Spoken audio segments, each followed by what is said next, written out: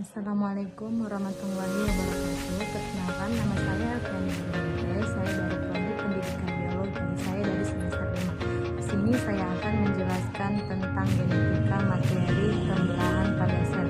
Ikuti video saya ya guys. Pengantar tentang pembelahan sel. Pembelahan sel adalah proses di mana sel induk membagi diri menjadi dua atau lebih sel anak. Proses ini esensial bagi pertumbuhan, perbaikan, dan reproduksi makhluk hidup. Terdapat dua jenis utama pembelahan sel, mitosis dan meiosis. Mitosis berperan dalam pembentukan sel-sel tubuh atau somatik, sedangkan meiosis terjadi pada sel-sel reproduksi atau gamet. Pertanyaannya, fungsi pembelahan sel adalah memperbanyak sel-sel tubuh, memperbaiki jaringan yang rusak, dan memastikan pewarisan materi genetik dari satu generasi ke generasi lainnya. Pada organisme multiseluler, pembelahan sel memungkinkan pertumbuhan dan perbaikan jaringan.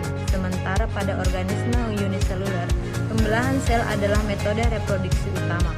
Tahapan meiosis. Mitosis terdiri dari 4 tahapan. Yang pertama profase, metafase, anafase, telofase, diikuti oleh sitokinesis. 1. Profase. Kromosom memadat menjadi lebih tebal dan bisa dilihat di bawah mikroskop. Membran inti mulai larut dan spindle fibers terbentuk dari sentriol.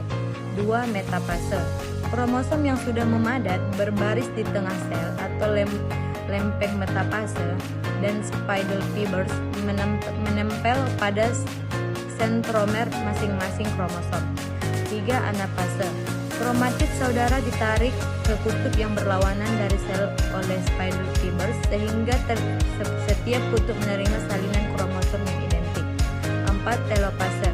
Membran inti mulai terbentuk kembali di sekitar kumpulan kromosom di masing-masing kutub. Kromosom mulai mengadur dan spindle fibers menyulang. 5.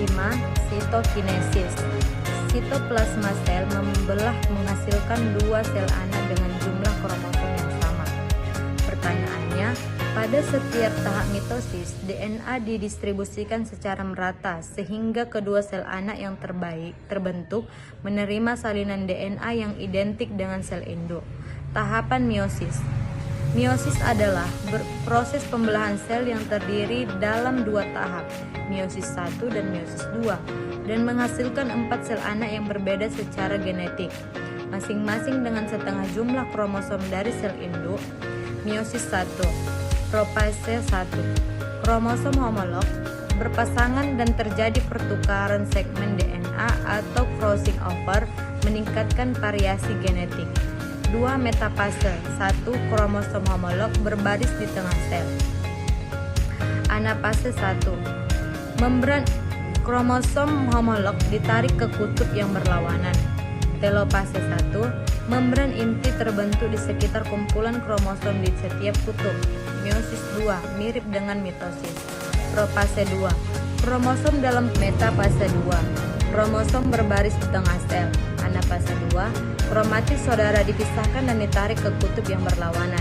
Telofase 2. Membran inti terbentuk di sekitar kumpulan kromosom. Pertanyaannya, meiosis berkontribusi terhadap variasi genetik melalui crossing over dan pengacakan kromosom homolog. Hal ini menghasilkan sel gamet yang berbeda secara genetik, penting dalam reproduksi seksual karena setiap individu memiliki kombinasi genetik unik. Perbedaan mitosis dan meiosis. Tujuan pertumbuhan perbaikan dan regenerasi pertumbuhan sel gamet untuk reproduksi. Proses 1 kali pembelahan, 2 kali pembelahan, meiosis 1 dan 2. Hasil akhir, 2 sel anak yang identik dengan sel induk, 4 sel anak yang berbeda secara genetik. Jumlah kromosom tetap sama dengan sel induk atau diploid. Setengah dari jumlah kromosom sel induk atau haploid. Variasi genetik. Tidak ada variasi genetik, terjadi variasi genetik. Pertanyaannya, perbedaan utama antara mitosis dan meiosis adalah bahwa mitosis menghasilkan sel yang identik dengan induknya, sedangkan meiosis menghasilkan sel yang secara genetik berbeda dan memiliki setengah jumlah kromosom, berperan dalam reproduksi seksual. kesalahan dalam pembelahan sel.